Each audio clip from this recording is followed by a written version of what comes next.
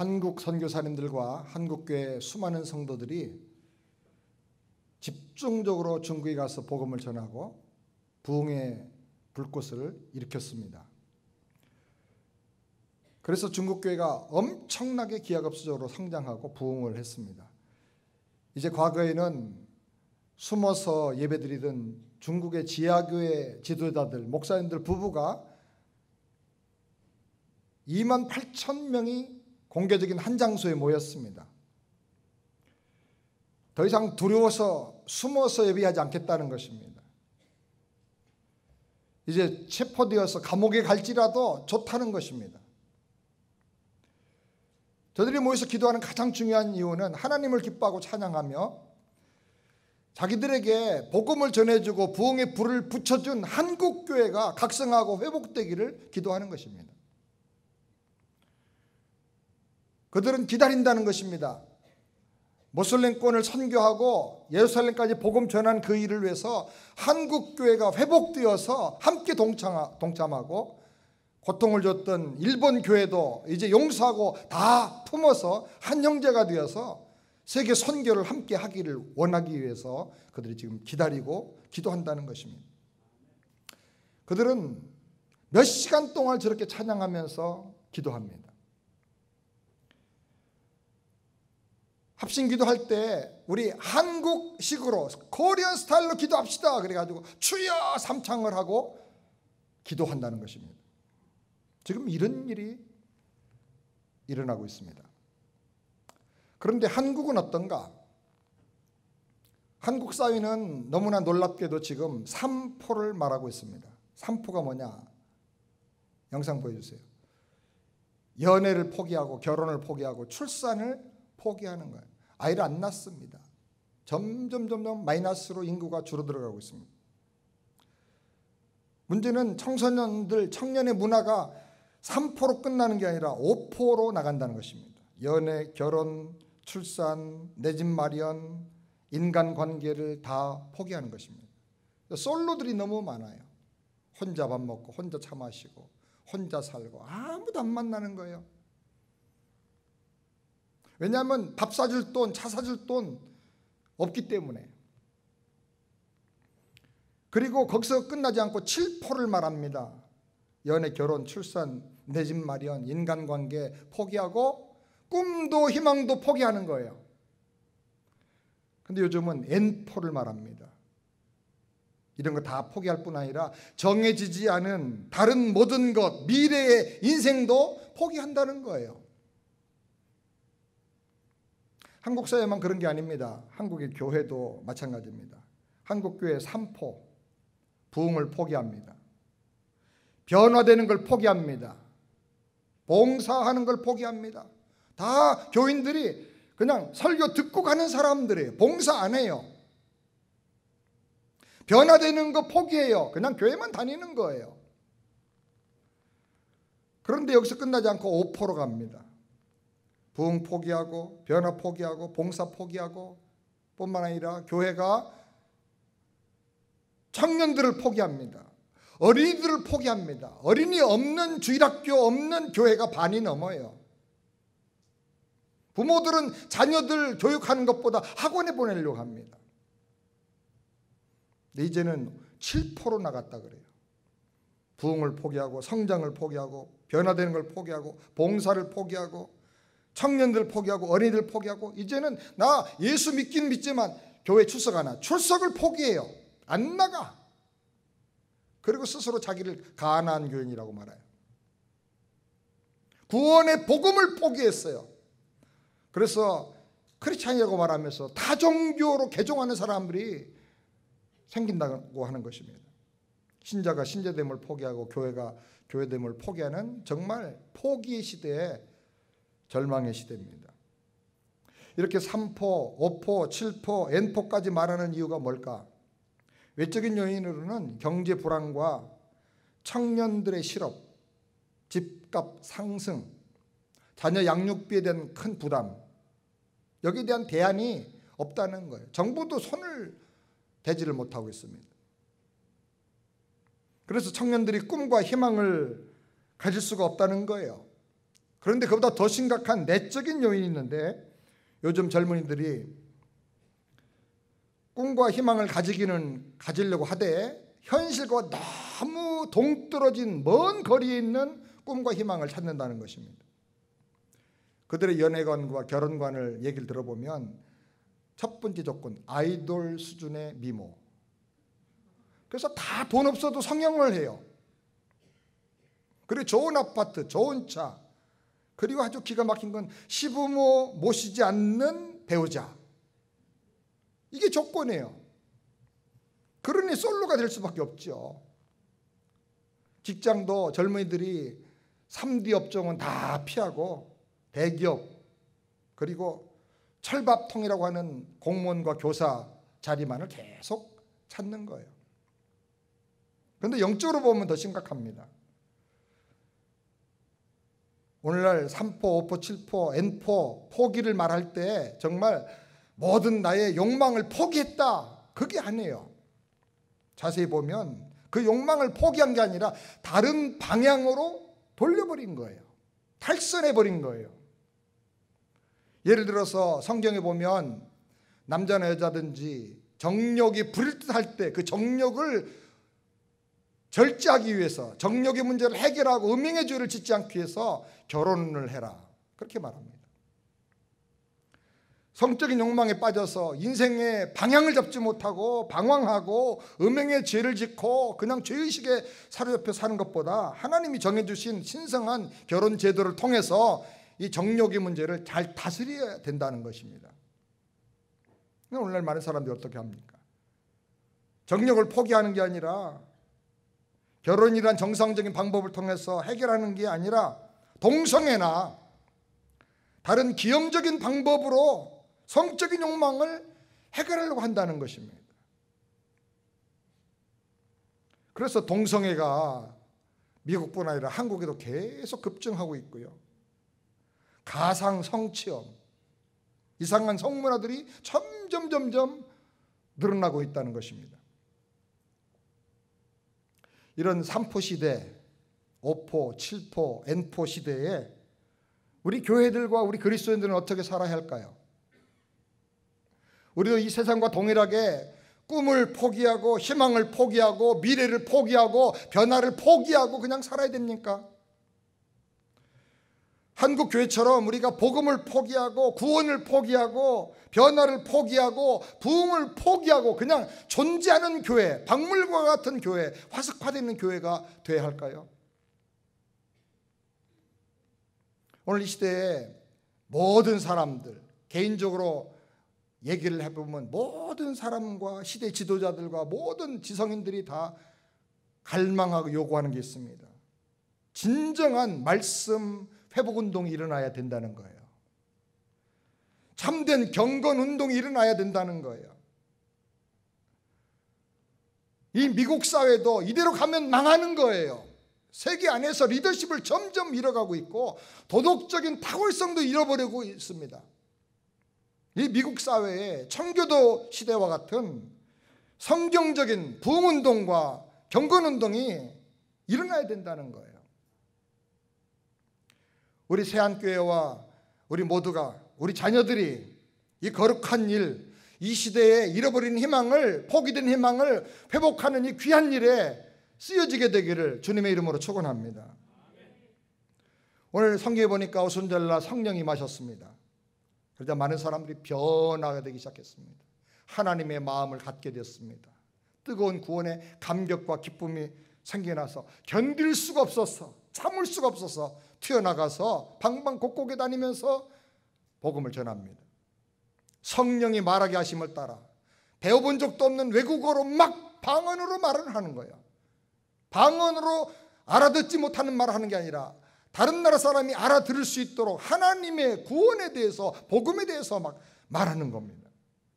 사람들이 놀라서, 아니 이 사람들은 다른 나라 사람이고 외국어를 배운 적도 없는 사람인데 어떻게 이런 말을 하는가? 이 사람들이 어디서 새술을 먹고 이상한 술에 취해가지고 이렇게 하는 거 아닌가?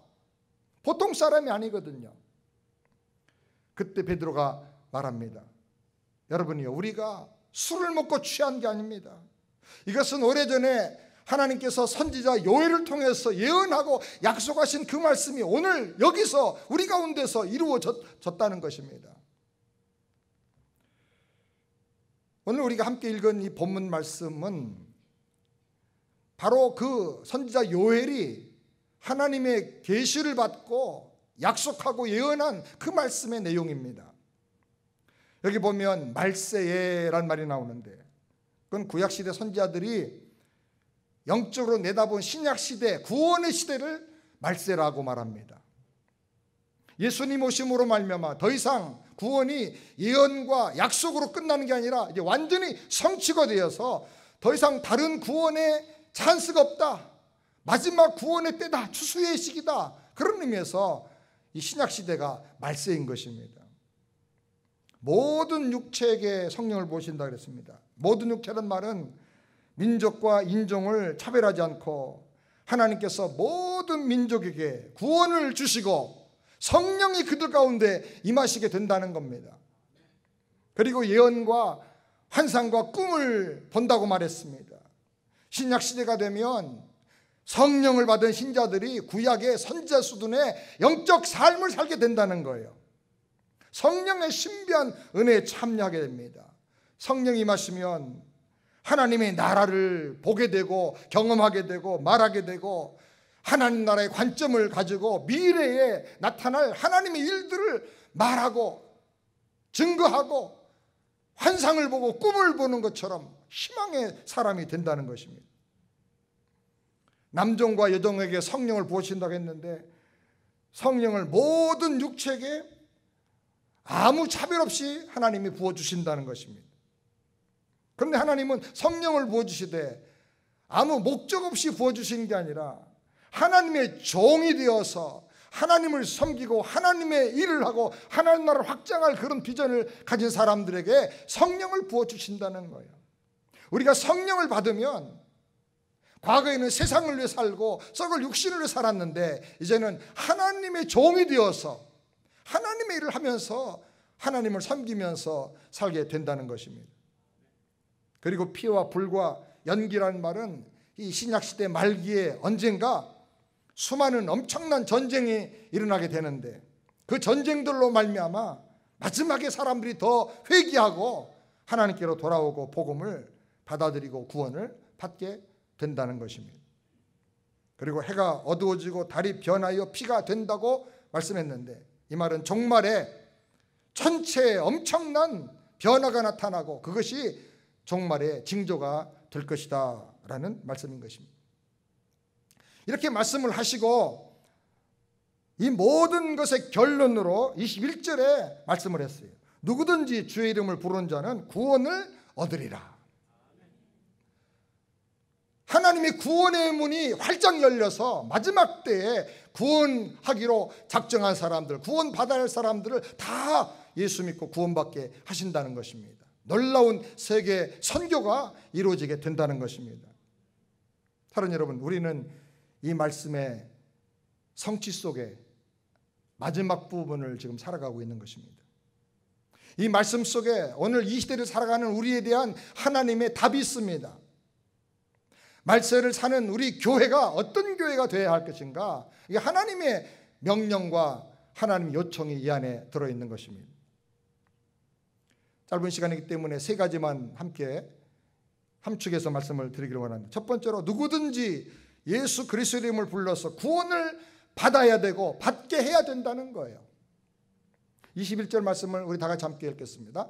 누구든지 주의 이름을 부르는 자는 구원을 얻으리라 하였느니라. 3포, 5포, 7포, N포의 시대를 할지라도 우리가 다른 건 다 포기해도 포기할 수 없는 게 있는데 그것이 뭡니까? 예수 그리스도의 십자가 부활의 복음을 믿고 죄사함 받고 구원받는 것입니다.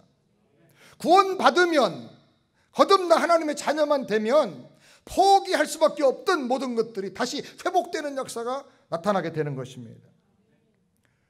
구원은 우리가 죽은 다음에 천국에 가는 그것만이 아닙니다. 지금 여기서부터 예수님을 영접해서 영생을 누리고 여기서부터 하나님이 다스려 주시는 천국을 경험하면서 사는 것입니다. 지금 여기서 천국을 경험하지 못한 사람은 죽어서도 천국을 경험할 수가 없어요. 천국은 이 땅에서부터, 우리 가슴 속에서부터, 예수 믿는 사람의 삶 속에서부터 시작이 되는 것입니다. 예수님께서는 십자가에서 죽으심으로 말미암아 우리 모든 사람의 죄값인 저주와 심판과 형벌을 다 담당해서 완전히 다 해결해 주셨어요. 다 이뤘다. 테텔레스타이, 값을 다 치러줬다 그 말이에요. 우리 죄값을 다 치르시고 예수님은 3일 만에 부활하심으로 말미암아 우리를 영원토록 노예로 사로잡고 있는 죽음과 사망의 세력, 마귀의 세력을 깨뜨리시고 승리하셨습니다. 이제 예수의 이 복음을 믿고 십자가와 부활의 이 귀한 복음의 진리를 깨닫고 예수를 구주로 영접하고 믿기만 하면 하나님의 자녀가 되고 확실히 달라지는 인생을 살게 된다는 것입니다.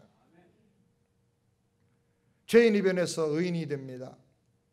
과거에는 죄의 습관을 끊어버릴 수가 없었어요. 절망적인 운명적인 죄인이었어요. 어쩔 수 없이 죄를 짓고 살았어요. 그러나 이제는 죄를 이길 만한 하나님의 의의 능력이 생겨나는 것입니다. 멸망의 사람이 천국의 주인이 되는 것입니다. 하늘마다 안 되고 망하고 망할 것이 운명이었는데 이제는 천국의 주인 되어서 하나님의 다스림을 날마다 경험하면서 사는 것입니다. 절망 속에 살던 사람이, 앞길이 안 보이던 사람이 희망의 사람으로 바꿔지는 것입니다. 천국이 열리는 것을 보게 되는 것입니다. 하나님의 약속의 말씀이 이루어지는 미래를 바라보면서 희망을 갖게 되는 것입니다.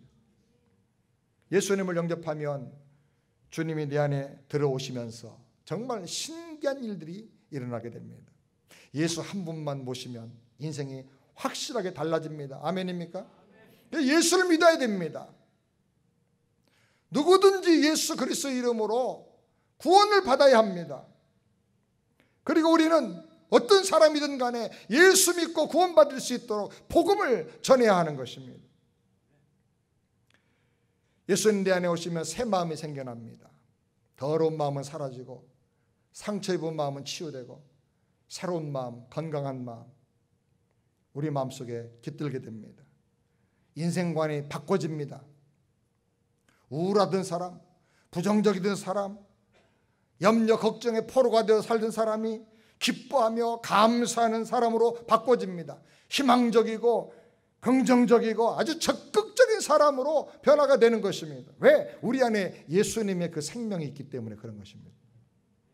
사랑하는 여러분, 예수를 영접하고 구원의 하나님을 체험하고 그 하나님을 기뻐함으로 잃어버린 모든 희망, 포기된 모든 희망을 회복하시기를 주님의 이름으로 축원합니다. 두 번째로는 약속하신 성령을 받아서 예언과 환상과 꿈을 회복해야 하는 것입니다. 17절 말씀 우리 다 같이 함께 읽겠습니다.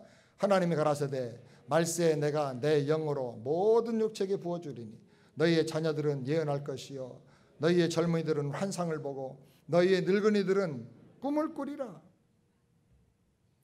여러분, 이 하나님의 약속을 확실하게 믿으시길 바랍니다. 그래서 우리는 성령을 받아야 합니다. 물론 우리가 예수님을 믿을 때 성령님이 우리 안에 임하셔서 예수를 주로 믿고 고백하게 하고 죄사함 받게 하고 거듭나 하나님의 자녀가 되게 해 주십니다. 그런데 그것만 가지고는 안 됩니다. 주님 말씀하기를 너희가 성령을 받으면 성령이 너에게 임하시면 너희가 권능을 받으리라. 그래서 예루살렘과 사마리아 땅까지로 내 증인이 되리라고 말씀을 하셨습니다. 성령으로 권능을 받아야 합니다. 따라서 합시다. 성령으로 권능을 받읍시다. 권능이란 말은 헬라어로 두나미스라고 합니다. 두나미스란 헬라어에서 다이나마이트라고 하는 영어가 나온 것입니다. 돌파력, 폭발 능력, 엄청난 추진력을 말합니다. 아무도 막을 수 없는 아주 권세 있는 능력이기 때문에 두나미스라고 하는 거예요. 성령을 받으면 다이너마이트 같은 그런 엄청난 능력, 추진력, 폭파하는 능력, 돌파하는 능력이 생겨나는 것입니다. 어떻게 그 능력이 나타납니까? 죄를 이기는 능력으로 나타나는 거예요.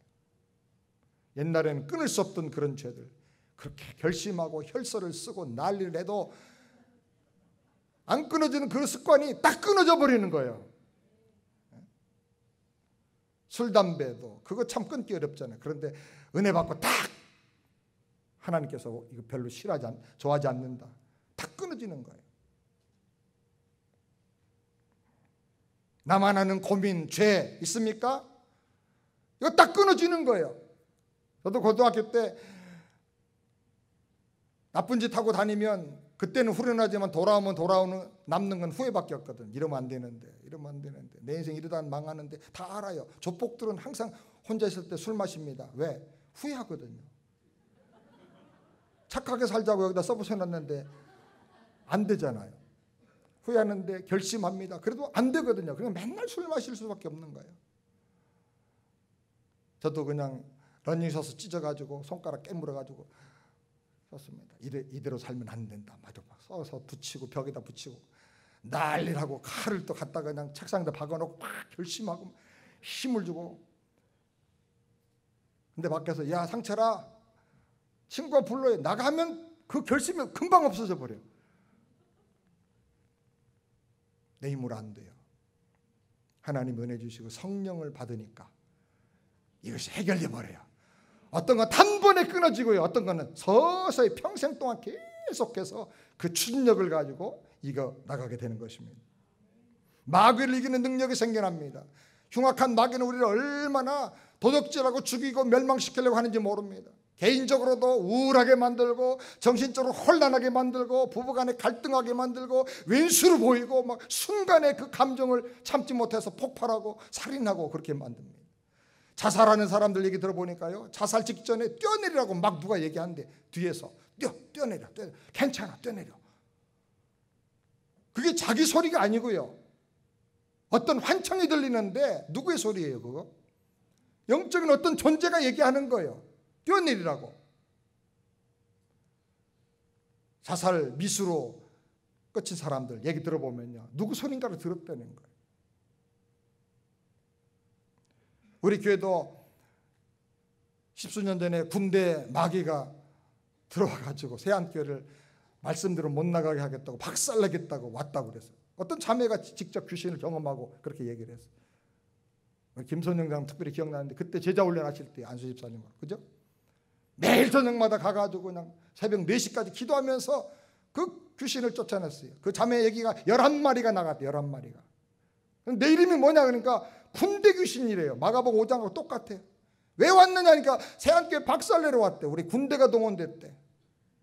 나가라고 하니까 누구 어떤 사람 이름을 불러가면서 그 사람한테 들어가게 해달라고 그래요. 교회를 분열시키던 어떤 장로님들 집사님들 이름을 불러요. 그 사람한테 들어가게 해달라고. 안 된다고. 저 비포드 때문에 부흥한테 들어가라 그랬어요. 예수 이름으로 성령의 능력으로 흉악한 마귀도 물러나는 것을 믿으시기 바랍니다.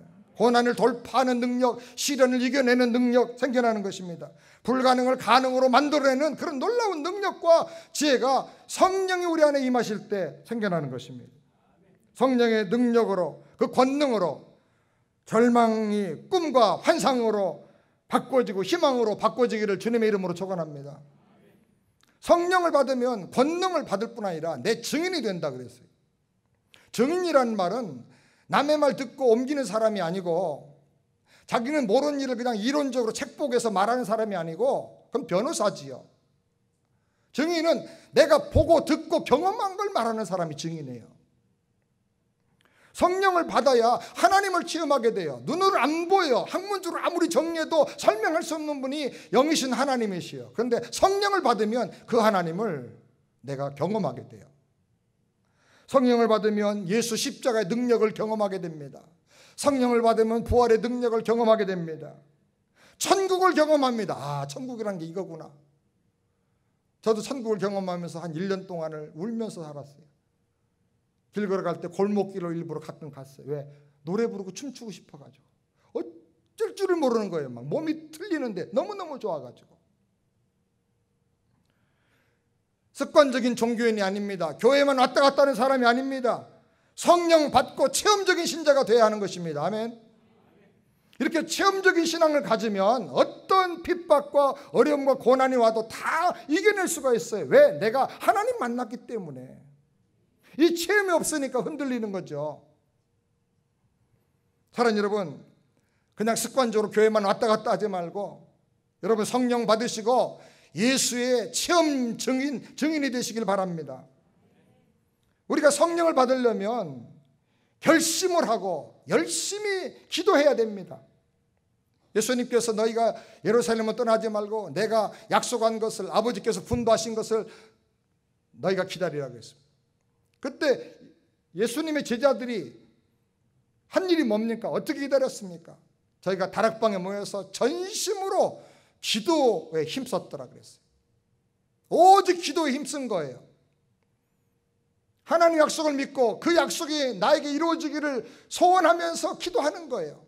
어떤 때는 하루만 기도해도, 어떤 때는 1시간만 기도해도 성령을 부어주세요. 어떤 때는 어떤 사람에게는 오랫동안 기도가 필요해서 그 사람 그릇 만들려고 오랫동안 기도하게 하실 때도 있는 것입니다. 초대교회처럼 뜨겁게 기도하게 되기를 바랍니다. 기도해서 성령의 권능을 받으시길 바랍니다. 저도 신학교를 졸업할 때는 제가 신학교 졸업하면 세상이 뒤집어질 줄 알았습니다. 이 귀한 생명의 말씀 나가서 전하기만 하면 어떻게 될 줄 알았어요. 근데 목회 3년, 개척교회 3년 해보니까 뒤집어지긴 뒤집어지는데 세상은 안 뒤집어지고 나만 뒤집어지더라고요.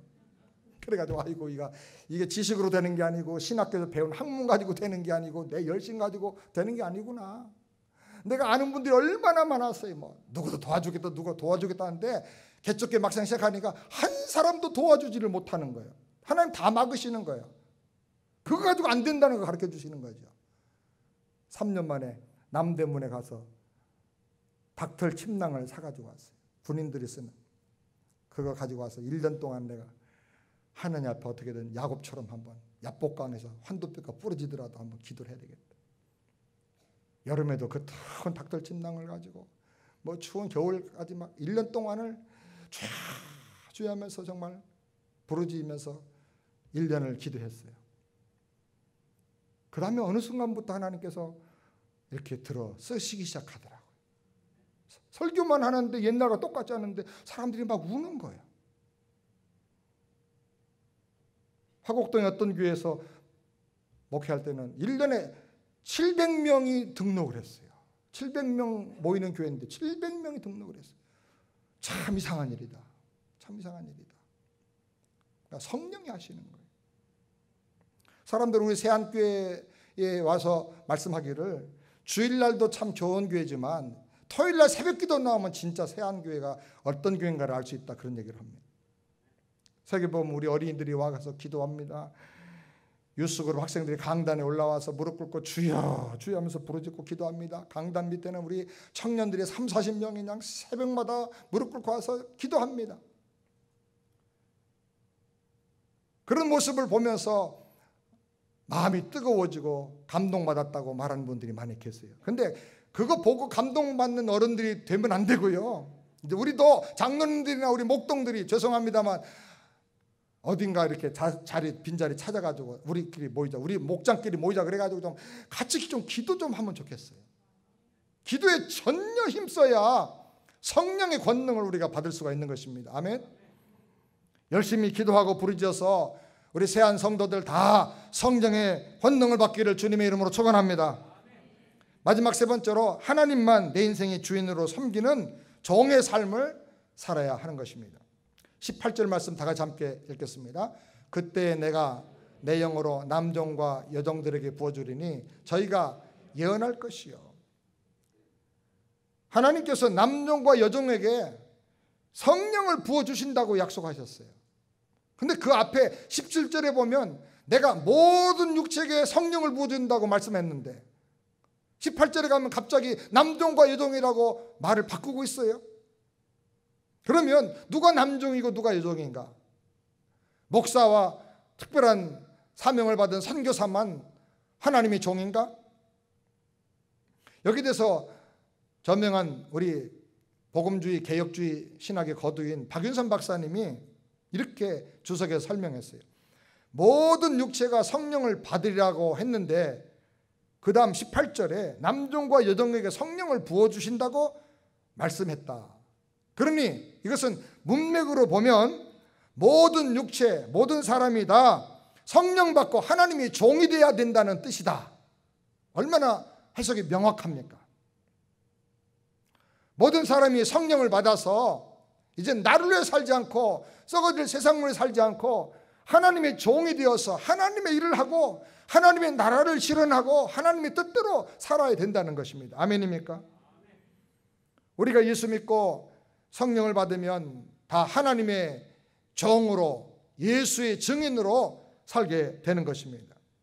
가정에서 하나님 일을 하고 직장에서도 하나님의 일을 해야 되는 것입니다. 그걸 우리는 다른 말로 말하면 선교적인 인생을 사는 것이다. 그렇게 말할 수가 있어요. 따라서 합시다. 선교적인 인생을 살자. 그 말은 다 선교사가 되어서 아프리카 가고 뭐 남미로 가고 그렇게 하라는 말이 아닙니다. 좀 더 넓은 의미로, 좀 더 분명한 의미로 우리의 일상생활 전체가 선교적인 삶, 하나님의 복음을 증거하는 데 합당한 그런 삶을 살아야 된다는 것입니다.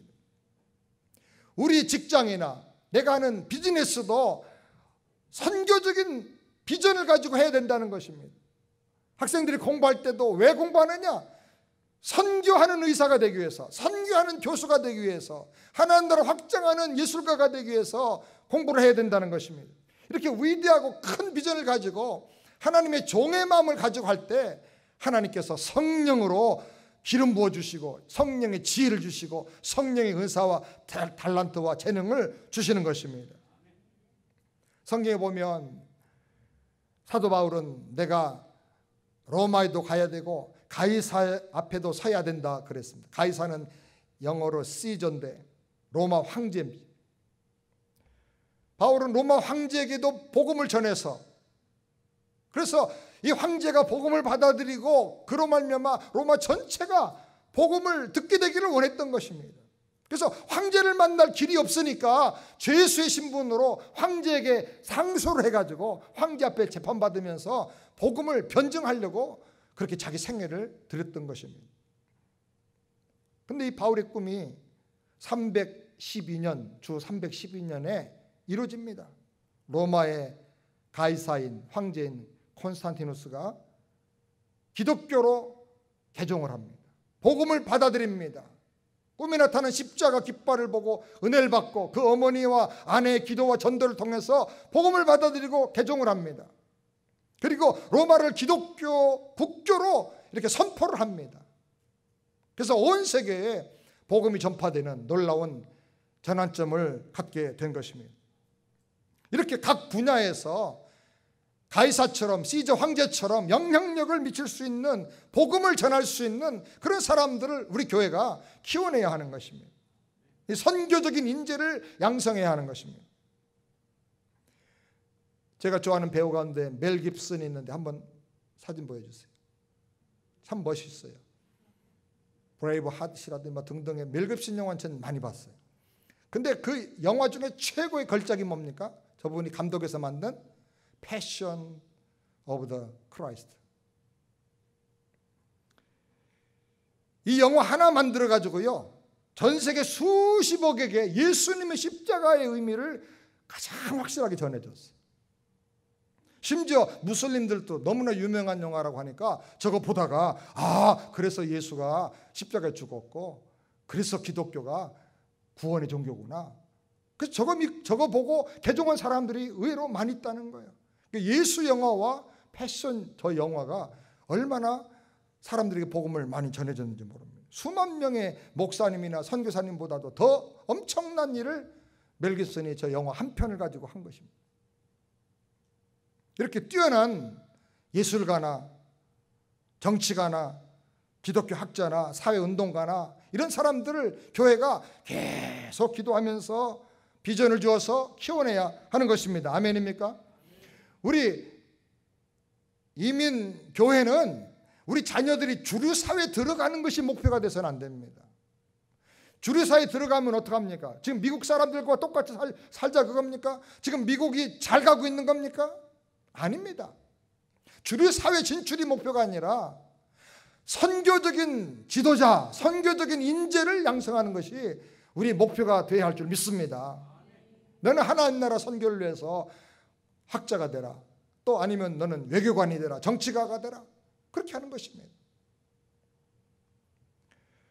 우리가 예수 십자가와 부활의 복음을 믿고 예수님을 구주와 주님으로 믿으면 다 구원을 받습니다.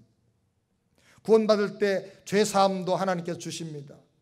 우리가 죄사함을 받고 간구하면 죄사함 받은 그 심령 속에 거룩한 성령님이 임하십니다.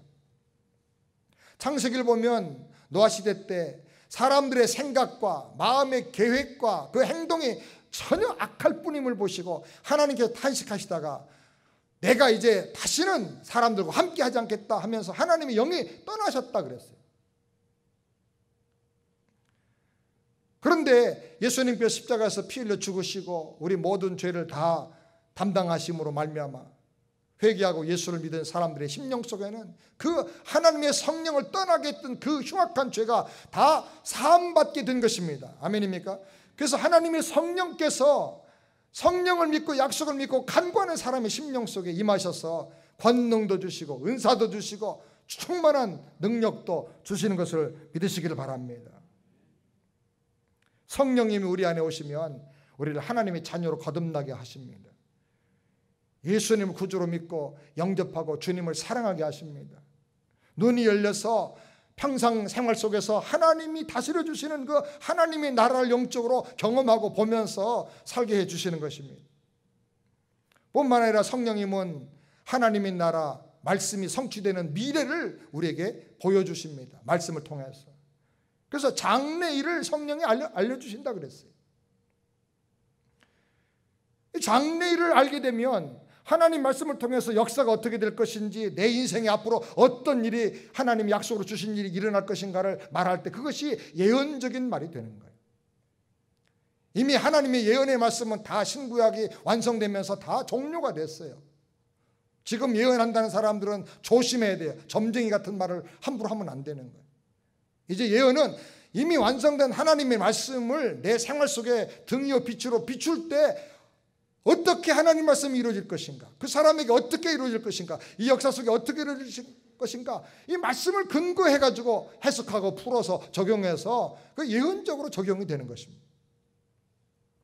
그 성령께서 내 인생에 대해서 말씀을 통해서 예언해 주시는 겁니다. 나는 이러한 비전을 가지고 이렇게 쓰여지는 사람이 되라. 우리 자녀들을 위해서 기도할 때 하나님이 그런 말씀을 주시는 거예요. 그래서 장래일이 열려요. 말씀을 통해서 성령으로. 그래서 우리 어린이들은 뭘 한다고 그랬어요? 예언을 할 것이고 꼬마들이 자기가 어른 돼서 뭐 할 것인가를 벌써 얘기하는 거예요. 근데 그게 하나만 한 얘기가 아니라 하나님의 말씀이 보장하는 얘기를 하는 거예요. 약속한 말씀을 가지고. 아멘입니까? 그리고 너희의 젊은이들은 뭘 한다 그랬어요? 환상을 볼 것이다.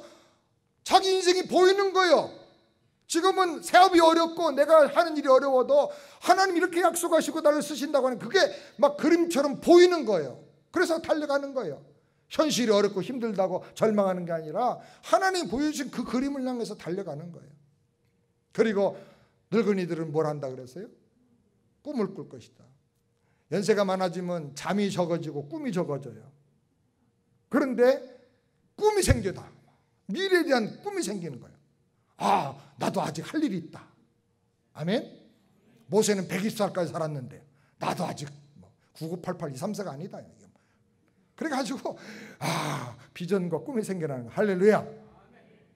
이것이 성령께서 우리에게 임하실 때 우리가 잃어버리고 포기했던 모든 희망들이 회복이 되는 역사인 것입니다.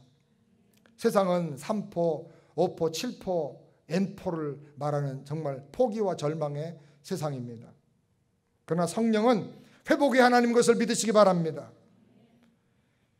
성령을 받은 성도들은 절대로 아무리 어려워도 포기하거나 낙심하거나 절망할 수가 없습니다. 성령 역사하시는 교회는 포기하는 교회가 아니라 변화되는 교회고 도전하는 교회고 믿음으로 승리하는 교회인 것을 믿으시기 바랍니다. 하나님, 나에게도 영적인 권능을 주시옵소서. 부흥을 주시옵소서. 말씀의 성취를 주시옵소서.